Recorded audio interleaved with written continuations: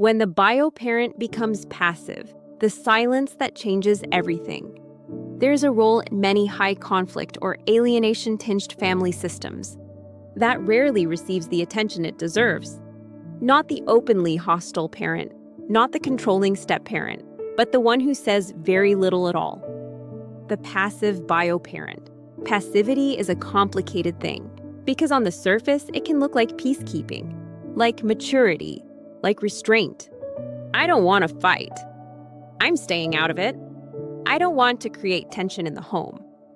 And in some situations, avoiding unnecessary conflict is healthy.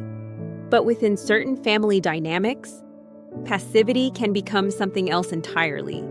It can become permission, validation, silent alignment, especially when distortions, accusations, or subtle alienation are unfolding.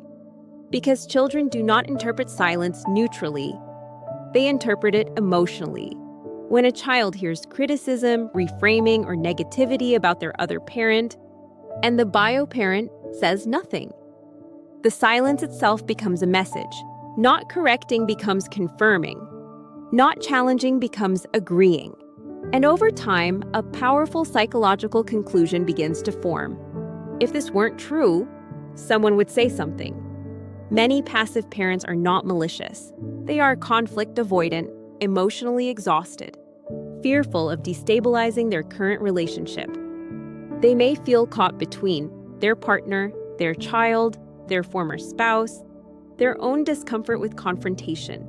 So they withdraw, they minimize, they rationalize.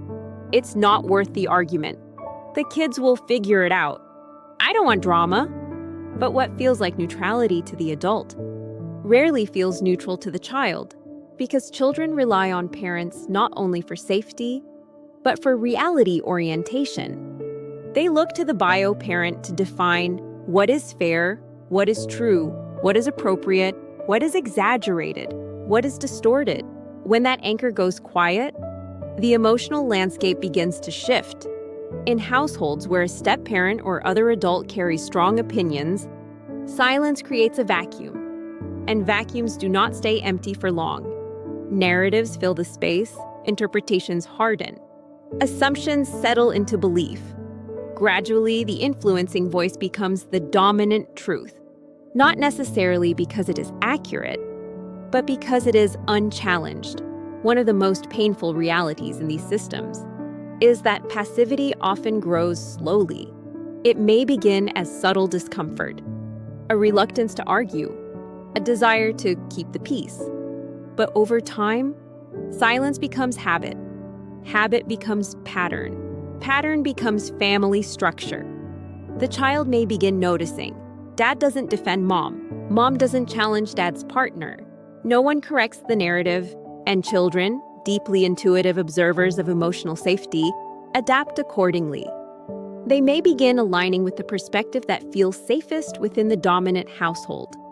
Agreeing becomes stabilizing, questioning becomes risky. Not because the child lacks intelligence, but because the child's nervous system prioritizes belonging. Passivity can be especially damaging when paired with a controlling or insecure partner, because silence combined with influence creates imbalance. One adult shapes the emotional narrative, the other quietly permits it. Over time, this can result in distorted perceptions, loyalty conflicts, emotional withdrawal, gradual distancing from the targeted parent. What makes this dynamic so devastating is that the passive parent often sees themselves as uninvolved, while their silence is actively shaping the child's reality. Because absence of correction is itself a form of influence. Years later, when distance becomes estrangement, many parents look back and ask, how did things change so gradually? But slow changes rarely feel dramatic while they are happening. They feel like atmosphere, like tone, like subtle shifts no one names directly. For the targeted parent, the pain is layered. Not only are they losing connection with their child, they are witnessing the other parent's silence quietly reinforce the drift.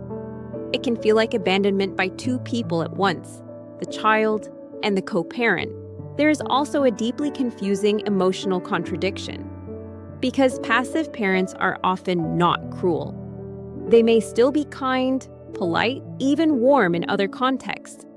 Yet their refusal to intervene becomes profoundly consequential. Passivity in these situations is not simply inactivity. It becomes participation through absence. And this is extraordinarily difficult for families to talk about, because passivity feels softer than aggression, more defensible, more understandable, but to the child navigating conflicting realities, silence can be just as powerful as words, sometimes more powerful, because children do not just hear what is said, they absorb what is not said. They notice who corrects, who stays quiet, who defends, who withdraws, and slowly, their internal map of relationships adjusts.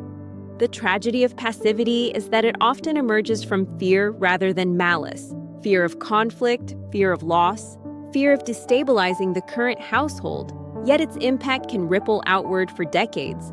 By the time estrangement appears in adulthood, the silence that helped shape it may feel like ancient history, forgotten, minimized, unrecognized, but its effects remain embedded in the relational structure. For parents trying to heal, understanding this dynamic can be both painful and freeing. Painful because it highlights how much was outside their control. Freeing because it loosens the crushing belief, I was rejected because I was unworthy.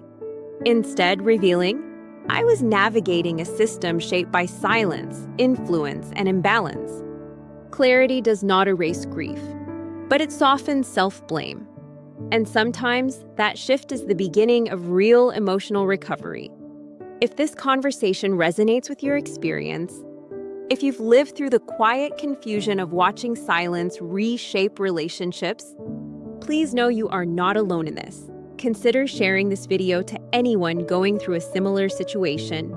If this video brought clarity or validation, you're welcome to like and subscribe to Depth of the Quiet. You can listen quietly whenever your thoughts feel heavy, and return anytime you need a calm, steady voice. If you feel safe sharing, you're always welcome to leave a comment below. No pressure, just support.